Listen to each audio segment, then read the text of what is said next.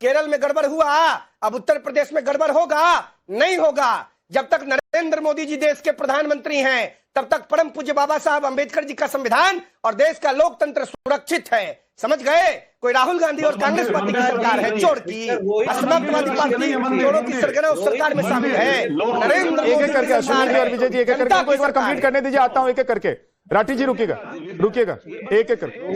झिंगुर जी से पूछिए कि ये 4-5 लाइन रट के आते हैं, चंदा चोरी में किन किन लोगों का नाम आया है और आपको एक व्यक्ति का नाम दिखा। अगर इतनी चाटुकारिता करनी है, तीनू यादव, अखिलेश यादव का चेला तीनू यादव, चुप रहिए रोहित झिंगुर, चुप रहिए रोहित झिंगुर, रोहित झिंगुर चुप रहिए, रोहित झिंगुर चुप रहिए।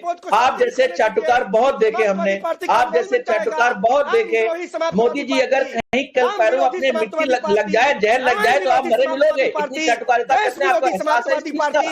कांग्रेस पार्टी देश विरोधी, कांग्रेस पार्टी राम विरोधी, राहुल गांधी राम विरोधी, चुप रहिए रोहित झिंगुर, राम विरोधी, सोनिया गांधी राम विरोधी, रॉबर्ट वाड्रा राम विरोधी, राम का नहीं, वो भारत के किसी काम का नहीं। क्या कर रहे हैं? क्या कर रहे हैं? वापस आइए पाकिस्तान। प्लीज ये इस तरह की बातें नहीं। एक सेकंड बता रहा हूँ ना, नहीं, ये ऐसी शब्दावली का इस्तेमाल करते हैं।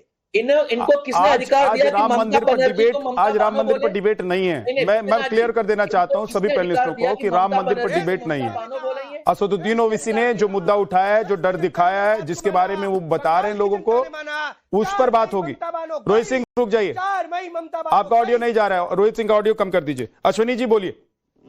रोहित सिंह जी को किसने अधिकार दिया किसी के नाम का? अगर मैं इनको रोहित सिंह की जगह रोहित झिंगुर बुलाऊंगा कैसा लगेगा इनको? ममता बनर्जी को ममता बानो बुलाते हैं और इनको ये नहीं दिखता कि राम भक्ति की आप बात कर रहे हो ना, क्या सीता माता टेस्ट ट्यूब बेबी हैं? हाँ या ना बताइए। अगर हैं तो आप राम भक्त नहीं हो, और अगर नहीं है तो निकाल फेंकिए दिनेश शर्मा जी को।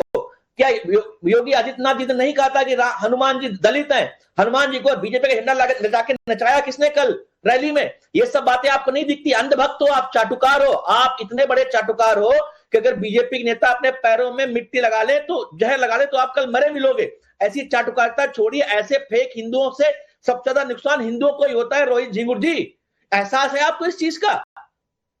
ठीक, राठी जी बोलो। रोहित जी ने तो कमाल कर दिया, चापलूसी के आयाम गिर दिए, अपनी जीप से जूते साफ कर दिए। अरे रोहित, अपनी जीप से जूते साफ कर दिए।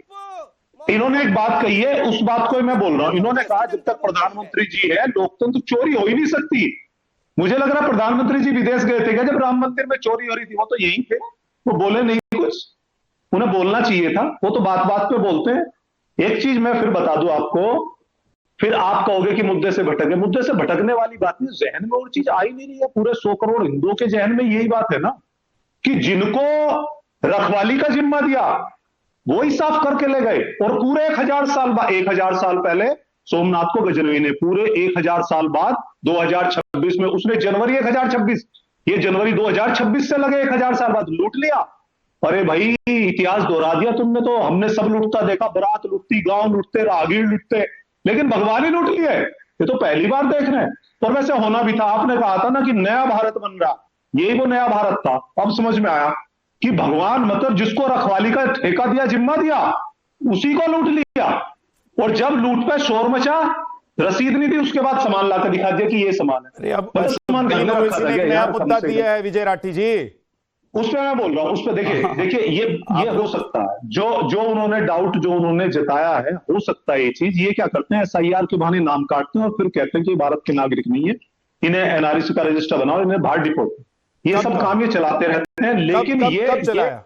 लेकिन एक एग्जांपल दीजिए विजय जी। एक असम में NRC का मुद्दा लेकर के आए थे और उसमें बहुत गणमान्य व्यक्ति थे जिन लोगों ने कहा कि हमारा तो नाम ही नहीं आ रहा इसमें।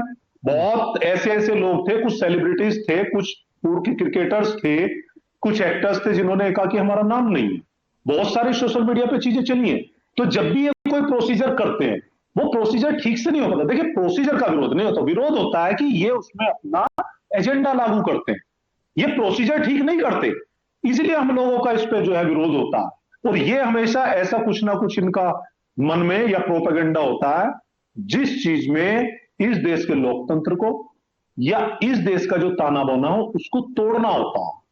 ये इनकी मंशा होती है उसकी। मतलब एसआईआर से और एनआरसी से ताना बाना टूट जाएगा?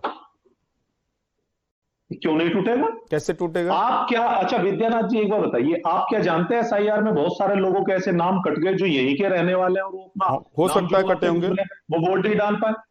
अभी बंगाल चुनाव में क्या कहा था? हो सकता है कटे होंगे। अगर मैं नहीं, मैं एनआरसी प्रक्रिया में नहीं जाता तो मेरा नाम भी कट जाएगा या कट गया होगा।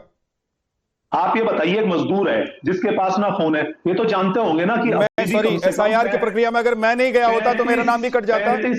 35% से ऊपर लोग हैं अभी भी जिनके पास गांव में मोबाइल नहीं है, मजदूर हैं जो ईंट भट्टों पे काम करते हैं, जो खेतों में काम, जो माइग्रेट करते हैं, उन्हें कैसे पता चलेगा कि आप एसआईआर करा रहे हैं? एक आदमी चंडीगढ़ में ईंट के भट्टों पे काम कर रहा है, उसको मेरठ बुलाएंगे कि आइए एसआईआर, उसको कैसे जानकारी देंगे? नहीं दे पाएंगे। आ रहा हूं शादाब, ये मैं आपको रियल ग्राउंड के एग्जांपल बता रहा हूं। मैं यही पूछ रहा हूं, मैं विजय जी यही पूछ रहा हूं कि आपके हिसाब से अगर कोई किसान खेत में काम कर रहा है और वहां एसआईआर उसका नहीं हो पाता है, मैं स्टूडियो में बुलेटिन कर रहा हूं, एंकरिंग कर रहा हूं और मैं एसआईआर प्रक्रिया में नहीं आ पाता हूं, चाहे किसी भी वजह से, वक्त नहीं होने की वजह से या बीएलओ के नहीं पहुंचने की वजह से या मेरे वहां तक नहीं पहुंचने की वजह से, तो मुझे एक चीज बताएं आप कि क्या मैं नागरिक नहीं रहूंगा इस देश का?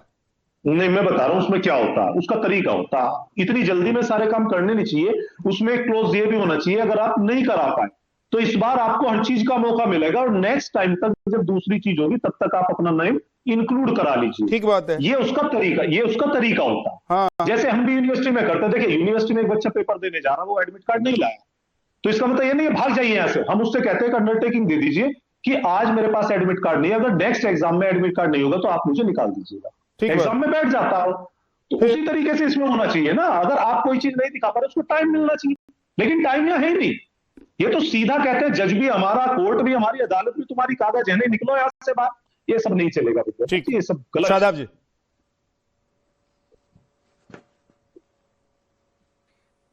विद्यानाथ जी, जब एसआईआर की प्रक्रिया होती है तो उसमें यह तय किया जाता है कि वोटर वही होगा जो भारत का नागरिक होगा, लेकिन ना ही आधार को, ना ही वोटर आईडी कार्ड को, ना ही पासपोर्ट को वो नागरिकता का प्रमाण मानने तैयार नहीं है। तो पहले यही तय नहीं हो रहा। दूसरी चीज ये है कि अगर कोई व्यक्ति अगर नहीं दे पा रहा है तो उसके तमाम जो सरकारी उसको सुविधाएं प्राप्त है वो समाप्त है गरीब पर। तो बर्डन ऑफ प्रूफ सारा गरीब पर है। और क्या एनआरसी आसाम में हुई? क्या उसमें देश के सैनिकों का नाम नहीं कटा? क्या उसमें विधायकों का नाम नहीं कटा? क्या सेलिब्रिटियों का नाम नहीं कटा? क्यों नहीं इंप्लीमेंट किया?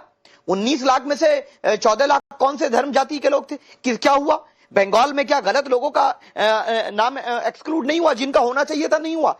एक भी भारतीय नागरिक का अगर वोट का अधिकार से वंचित किया जाता है, यह दुर्भाग्यपूर्ण है। तो प्रक्रिया और पारदर्शिता और सरकार की नीयत को लेकर के बैरिस्टर ओवैसी साहब ने जनता के सामने एवं सरकारों के सामने तथ्य रखे हैं और सरकारों को ओवैसी साहब की बात को मानना चाहिए। और विजय रेड्डी जी ने ओवैसी साहब की बात को स्वीकार किया, मैं धन्यवाद करता हूं। और मैं उम्मीद करता हूं कि जो हम लोग गठबंधन का हाथ की बात कही ओवैसी साहब ने, उसको भी आप लोग इसी तरह स्वीकार करेंगे। मैं ये उम्मीद करता हूं कि आप झगड़ा, नफरत, लड़ाई छोड़ करके मिलकर के बीजेपी को हराने की बात करेंगे।